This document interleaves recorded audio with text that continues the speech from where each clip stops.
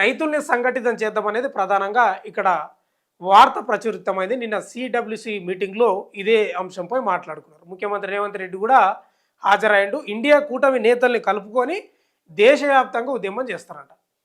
ఇక రైతులను కలిసి ప్రతి రైతు దగ్గరికి పోయి ఆ చట్టం గురించి, ఆ యొక్క పథకం గురించి, పేరు మార్పు గురించి, పని దినాల గురించి ఇట్లా రకరకాలుగా వివరించే ప్రయత్నం చేస్తారంట.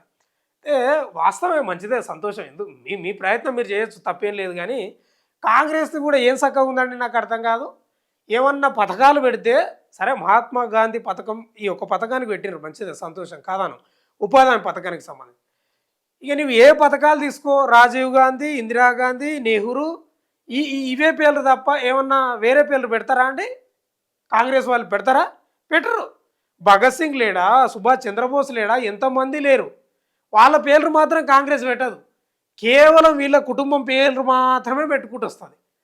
ఇలా మహాత్మా గాంధీ పేరు తీసేసిండ్రు అనేది 100% ఎవరైనా ఖండించాల్సింది. జాతిపిత 100%, దానికి ఎవరు అబ్జెక్షన్ చేయరు మీ యొక్క వాదనలను. కానీ మీరు కూడా మార్పు చెందాలి కదా. ఇక ఓటు చోరుపై కాంగ్రెస్ ఉద్యమానికి అనూహ్య మద్దతు. ఏమొచ్చిందండి అనూహ్య మద్దతు? ఏం రాలేదు పెద్దగా.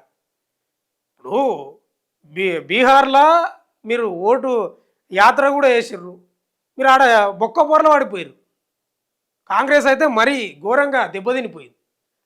ఎందుకో మరి ఈ మధ్యకాలంలో వార్తలు కూడా వస్తున్నాయి కదా, రాహుల్ గాంధీ నాయకత్వాన్ని ఒప్పుకుంటలేరంట జనాలు. కానీ లేకపోతే పార్టీ కార్యకర్తలు అనుకోండి, లేకపోతే ఎంపీలు అనుకోండి, ఎంపీలే ప్రతిపాదన ఇచ్చారు ఈ మధ్యకాలంలో ప్రియాంక గాంధీని ఏఐసిసి అధ్యక్షురాలుగా చేయాలనేది, ఆ బాధ్యతల నుంచి రాహుల్ గాంధీని తప్పుకోవాలనేది.